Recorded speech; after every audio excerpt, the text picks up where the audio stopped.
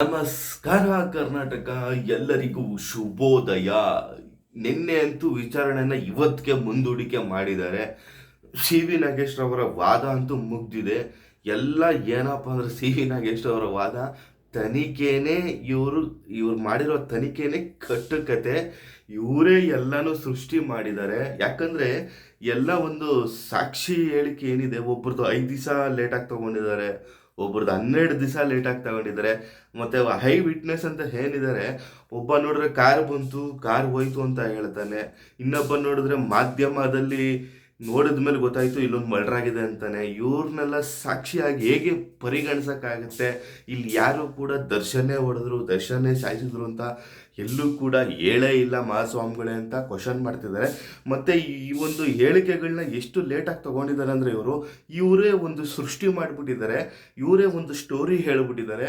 ಈ ಒಂದು ಸ್ಟೋರಿಲೇ ಒಂದು ಕಟ್ಟುಕತೆ ಕಟ್ಟಿಬಿಟ್ಟು ದರ್ಶನ್ನ ಫಿಕ್ಸ್ ಮಾಡಬೇಕು ಅಂತ ಹೊರಟಿದ್ದಾರೆ ಅಂತ ಜಡ್ಜ್ ಅವರಿಗೆ ಮನವರಿಕೆ ಮಾಡಿಕೊಟ್ರು.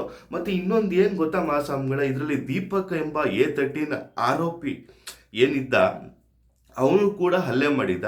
ಅವ್ರಿಗೆ ಬೇಲ್ ಕೊಟ್ಟಿದ್ದೀರಾ ನೀವು, ದರ್ಶನ್ಗೂ ಕೊಡ್ಬೋದಲ್ವಾ, ಯಾಕೆ ಕೊಡ್ತಾ ಇಲ್ಲ ಅಂತ ಒಂದು ಕ್ವಶನ್ ಕೂಡ ರೈಸ್ ಮಾಡಿದ್ರು.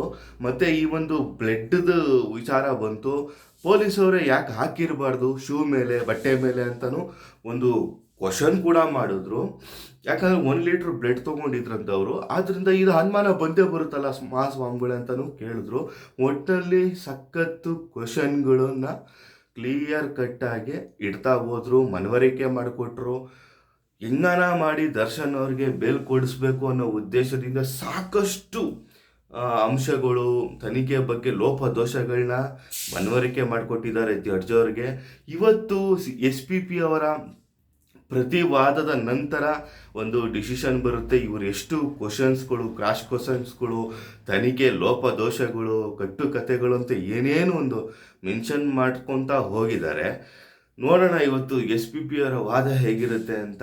ಒಟ್ಟಿನಲ್ಲಿ ದರ್ಶನ್ ಅವರಿಗೆ ಸಿಹಿ ಸುದ್ದಿ ಸಿಗುವ ಚಾನ್ಸಸ್ಸು ನಿಜವಾಗ್ಲೂ ನನ್ನ ಪ್ರಕಾರ 90% ಇದ್ದೇ ಇದೆ. ಯಾಕಂದರೆ ಈ ಒಂದು ಸಾಕ್ಷಿ ಹೇಳಿಕೆನ ಎಷ್ಟು ಲೇಟಾಗಿ ತೊಗೊತಾರೋ ಅಷ್ಟು ಸ್ವಲ್ಪ ವೀಕ್ ಆಗ್ತಾ ಹೋಗುತ್ತೆ ಕೇಸು ಅಂತಲೇ ಹೇಳ್ಬೋದು. ಯಾಕಂದರೆ ಪೊಲೀಸವರೇ ಒಂದು ಸೃಷ್ಟಿ ಮಾಡಿರ್ತಾರೆ ಹೇಳಿಕೆನ, ಅವ್ರಿಗೆ ಹೆಂಗೆ ಬೇಕೋ ಹಂಗೆ ಬರ್ಕೊಂಡಿರ್ತಾರೆ ಅನ್ನೋ ಒಂದು ಕಾನ್ಫಿಡೆಂಟ್ ಲೆವೆಲಲ್ಲೇ ಸಿ ವಿ ನಾಗೇಶ್ ಅವರ ವಾದವಾಗಿತ್ತು. ಆದ್ದರಿಂದ ಬೇಲ್ ಸಿಗೋ ಚಾನ್ಸಸ್ ಕೂಡ ಜಾಸ್ತಿ ಇರುತ್ತೆ. ನೋಡೋಣ ಸ್ನೇಹಿತರೆ, ಇವತ್ತು SPP ಅವರ ಪ್ರತಿವಾದ ಹೇಗಿರುತ್ತೆ ಅಂತ ಡಿಸೈಡ್ ಆಗುತ್ತೆ. ಮತ್ತು ಸ್ನೇಹಿತರೆ, ನಿಮಗೇನು ಅನ್ನಿಸ್ತಿದೆ ಈ ಒಂದು ವಾದದ ಬಗ್ಗೆ? ಸಿ ವಿ ನಾಗೇಶ್ ಅವರ ಒಂದು ವಾದ ಹೇಗಿತ್ತು, ನಿಮ್ಗೆ ಏನು ಅನ್ನಿಸ್ತು ಅದನ್ನು ಕಮೆಂಟ್ ಬಾಕ್ಸಲ್ಲಿ ತಿಳಿಸಿ. ಆದಷ್ಟು ಈ ಒಂದು ವಿಡಿಯೋನ ಶೇರ್ ಮಾಡಿ, ಲೈಕ್ ಮಾಡಿ. ಇವತ್ತು ಮುಂದಿನ ಅಪ್ಡೇಟ್ಗಳನ್ನ ಕೊಡ್ತೀನಿ. ಅಲ್ಲಿವರೆಗೂ ನಮಸ್ಕಾರ.